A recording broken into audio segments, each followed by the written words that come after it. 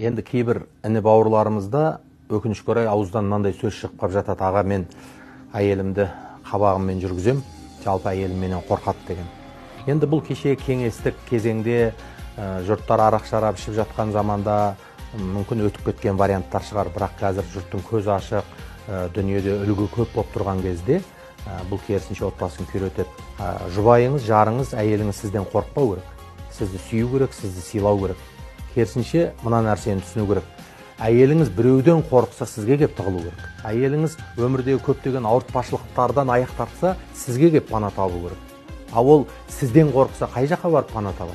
Сізден қорқып тұрған болса, ол кімге барып арқа сүйейді? Сондықтан әйел адамның күйеуінен қорқуы ол бақытсыздықтың үлкен бір белгісі, керісінше.